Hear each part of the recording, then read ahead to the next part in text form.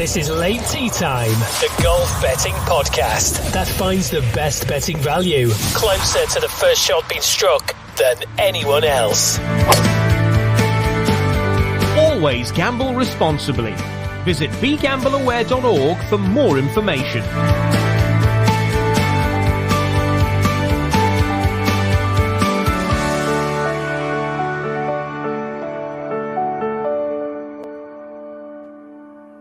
Late Tea Time podders everywhere. In fact, it's the late Tea Time podcast this week, isn't it? Because we're coming to you on a Friday evening instead of the usual Wednesday evening.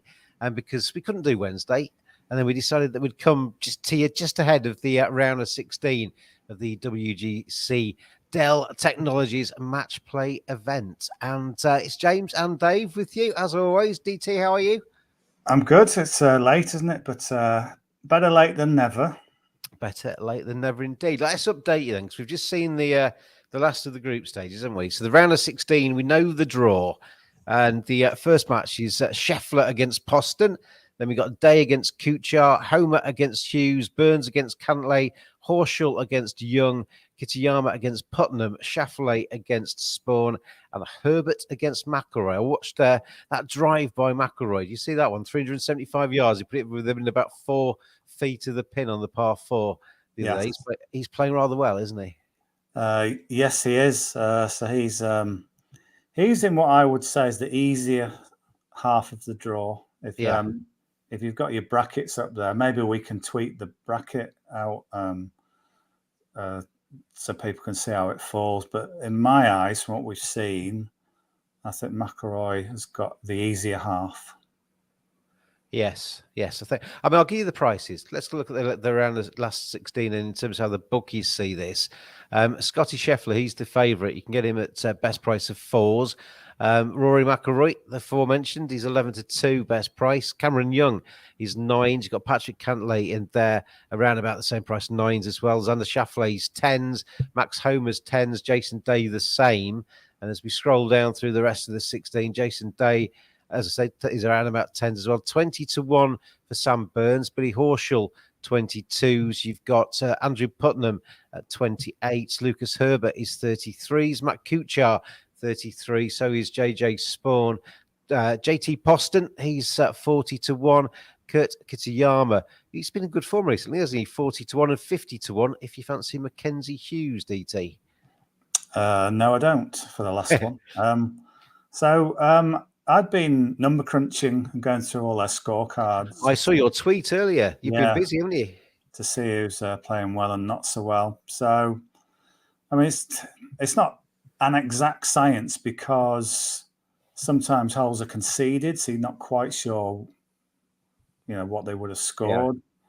And obviously, say somebody just plays more holes, they've got more chance of being under par because, if you're so brilliant that you won, in theory, say your opponent was terrible and bogeyed every hole, you could win a game by being like 1 under for the day, or perhaps even worse. So, but you get an idea, though, of who's playing well and who's not playing well. So I went through the scorecards, and the player most under par is Lucas Herbert, who's 21 under. Unfortunately for him, he plays Rory McIlroy in the last 16. Yeah, that's actually a very interesting matchup, isn't it? Yeah, so it makes you just a bit wary of backing Rory because he's coming up against a player who's clearly playing some of the best golf. Cameron Young, I think people would kind of say he's been the best player. He went out in 29 in the first 9. He's 20 under for his 3 matches. He's won those with -9, -5, -6. The worst player in terms of scoring, Cameron Young up against Billy Horschel, isn't he? Yeah, the worst player in terms of scoring is Andrew Putnam, who's only -8, which is annoying because I went for Ryan Fox to win that group, and Putnam kind of beat him by not doing an awful lot. So I think looking at it,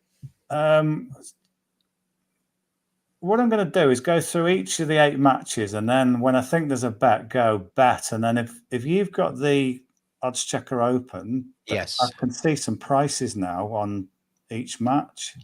Okay, just bear with me a second. I'll find those. If you scroll sort of beyond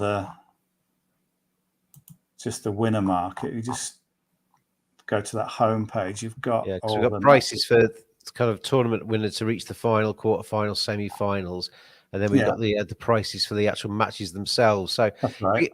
if we scroll down them, then the first one's out. Well, actually, we don't know the timings yet, but first one on the list here is Cameron Young against Billy Horschel, who we just mentioned. There, Cameron Young 8-11, Billy Horschel 11-10. What we'll do is I'll do it via the bracket. So if you get your bracket, you go for them.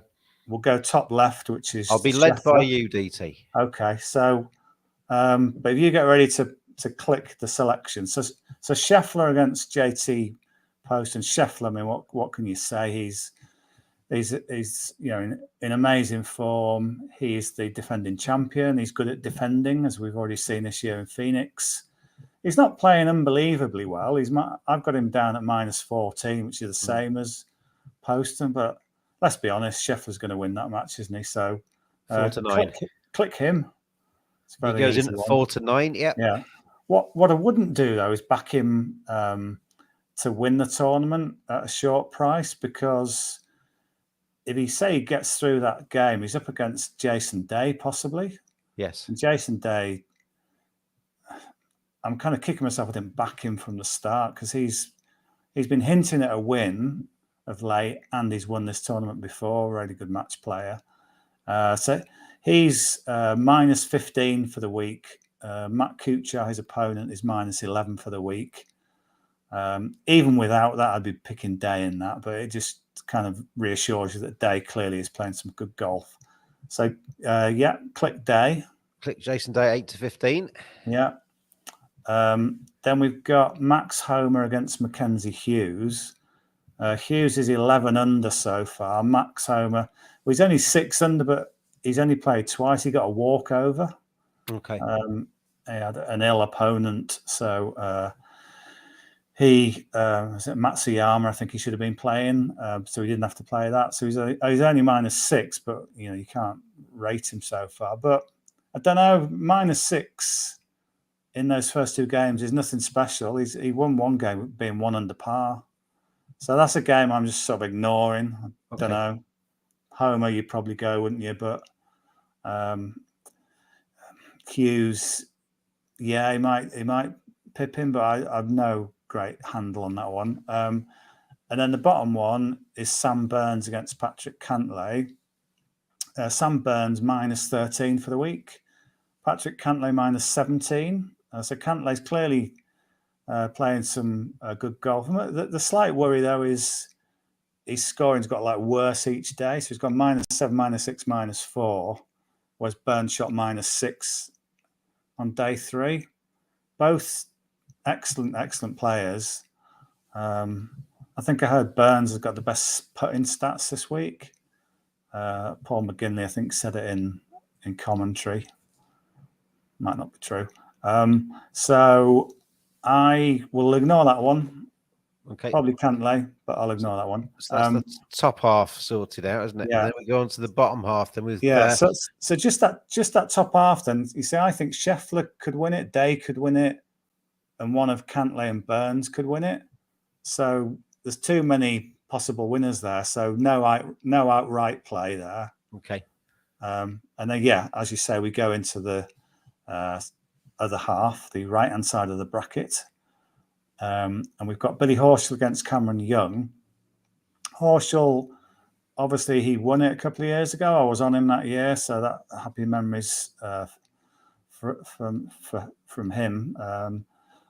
But I don't know, he was in poor form coming in, and he's done well. He's beaten John Rahm to qualify, but Rahm didn't make a birdie in that game, so it was hardly Horschel playing out of his skin. Rahm played, for him, pretty useless, to be honest. Yeah. If you can win a game and your opponent doesn't put a birdie on you, that's you can only beat what's in front of you, and he did that. Fair enough, but he's -10 for the week. But Cameron Young is -20 for the week, so double his score. So I think Young, although Horschel's got the course form, I don't think, and it was good to beat Rahm. I think he beat Rahm completely out of sorts. So Cameron Young gets the nod.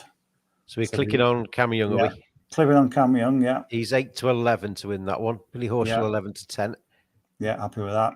The next one down, Andrew Putnam against Kurt Kitayama. Putnam is technically the worst player this week in terms of his score. He's only 8 under, I said earlier. So he's not doing anything special. Kurt Kitayama has just come through a playoff with Adrian Moronk and Tony Finau.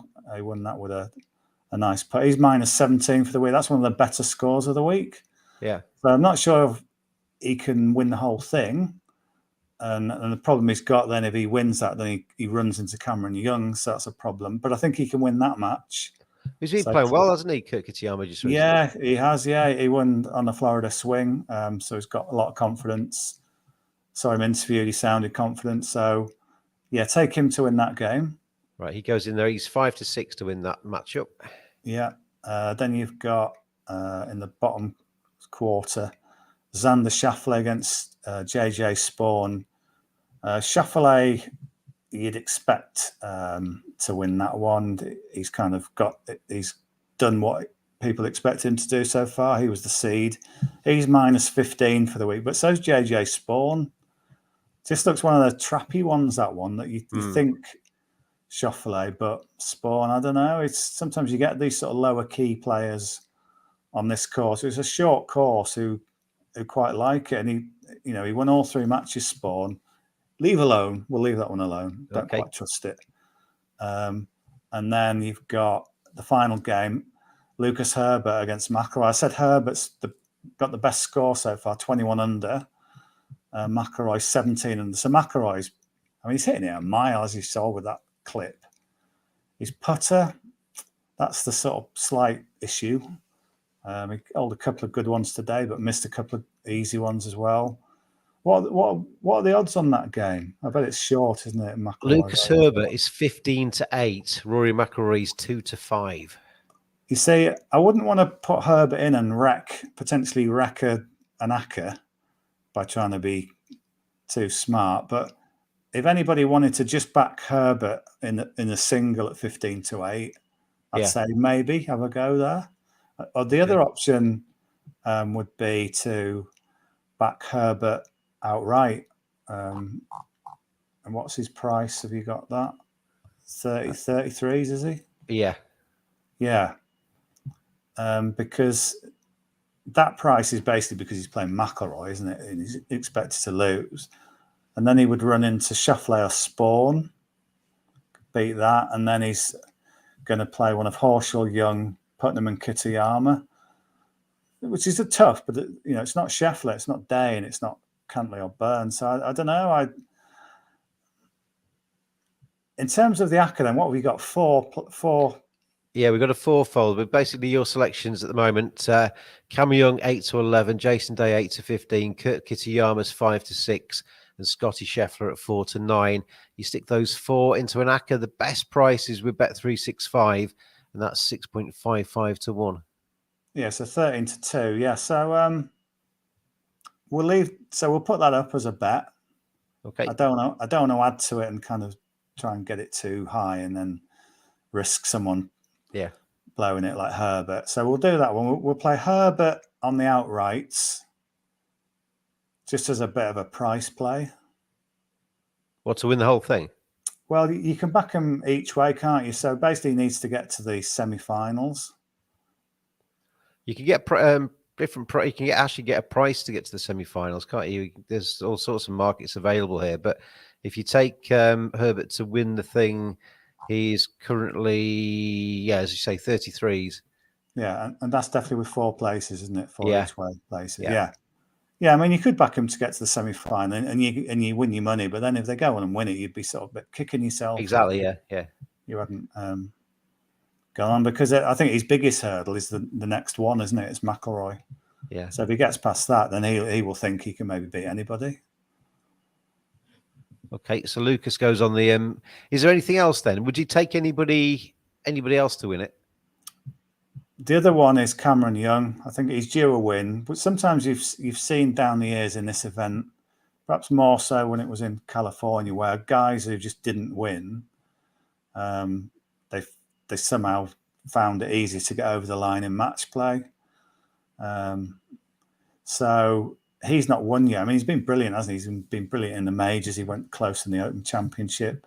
So maybe this could be the scene of his first win. I think he's got a good top half. He's got a good quarter there, and then if he gets through that, then he's in the last 8. So I would back him. He'd be my other outright play then. Okay, well, he's 9-1, and again, you can get 4 places. You'd probably just take him on the nose, wouldn't you, at that price? No, I'll go each way. Okay. I mean, in an ideal scenario, then we get a young Herbert semi-final, and then we've got 1 through at the final. Okay. And we would have won the each way bet on both of those. That's the perfect world, isn't it? If that happens. Okay. So that left side of the draw, as I look, I think Sheffield's got every chance of winning it, but I think Day has as well, and they're due to meet in the last 8. So too tough for me, that one. Yeah. Okay. So we'll Lucas just cheer them on individually. Lucas Herbert, we could take on at 15-8 to beat Rory. Or you can also play him at 33-1, 4 places with a number of different bookmakers for Lucas Herbert. Same with Cameron Young, 4 places, but he's 9-1. And then the 4-fold from DT this week: Scheffler 4-9, Kitayama 5-6, Day 8-15, Young is 8-11. That's a 6.55 to 1. 4-fold with Bet365. So there we go. And the late tea time podcast this week. We come to you on a Friday evening. Actually, on a match play, it doesn't really matter, does it? We've come in at this stage and we're looking at the last 16. Yeah, I mean, yeah, we could. You could say, I mean, we could have picked somebody out beforehand, and that it could be dead by now already. So it's no bad thing to come in when it goes to like the knockout phase. The group phase is a bit of a minefield. I mean, had we recorded this on a Tuesday night, I would have said they didn't interview that many, but Ricky Fowler sounded like he doesn't like the format. He prefers just straight knockout, and as it happened, he didn't qualify, so I might have opposed him on some level. But there were too many sort of hurdles to fall over. So it's good to come in at this stage when you can look at it. You've got a bit of a grasp of what's gone on so far. I've been able to tot up the score, seen a few quotes, seen some of the action, and hopefully we've got some bets going into the weekend that will take us all the way to Sunday night and the final. Fingers crossed then. Late tea time putters out there if you want to follow DT and DT, all the best with all of your bets over the weekend then. I like the match play, and Rory's going to take some stopping from what I've seen. That drive, I mean, I actually put it out on the Late Tea Time Twitter feed. If you could just hit one drive like that in your life, you'd be happy, wouldn't you? Yeah, I mean, it does kind of look a bit invincible, but Lucas Herbert can give it a whack as well. I know McIlroy will outdrive anybody at the moment, but I think Herbert's chance will come on the greens if he starts holding, 12 footers for a half, and then McIlroy will be. I can see situations where McIlroy outdrives him, knocks it to like 10 feet. Herbert knocks it to 20 feet. Herbert knocks it in. McIlroy misses, and then just starts to mess with Rory's head a little bit. Yeah. But yeah, we'll see. It's obviously something, isn't it, that Herbert is 21 under for 3 rounds. Clearly, he's playing some excellent golf. And to be honest, because the cameras haven't been on him an awful lot, I didn't really know that he was playing that well until I went through the scorecards. So anyway, we'll see. We will. Well, enjoy the golf, DT. Thank you for joining me again this week. I'll see you again next week, probably on a Wednesday evening next week. Yes. We'll try that anyway. The appointments of you disappeared this week, didn't it? But we'll try and get you back onto normal things come next week. Not too far away from the Masters either. You're away in Japan, so we're going to have a stand-in for you, aren't we, during the Masters? Yeah, we'll do one beforehand before I go, just to get some thoughts down, maybe. Yeah, we'll get your side of it, and then we'll bring in the experts while you're away. Yeah, phone me live from Tokyo, and I'll be giving you some inside knowledge on Matsuyama, who's had to pull out with a bad neck, by the way, in this event. So, okay. If I phone you in Tokyo and ask you to do the Late Tea Time podcast, I imagine you probably tell me to clear off, and quite understandably when you're on your holiday. Remember, it's 7 hours ahead as well, so that don't be ringing me at this time. Yeah, I'll phone you now for like 6 o'clock in the morning. That'll be your wake up call.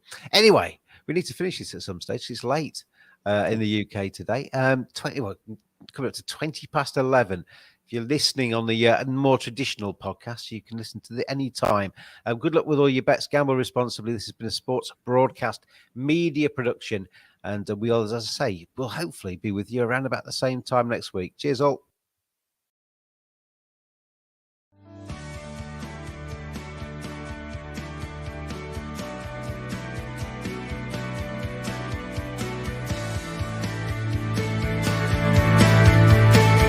Always gamble responsibly.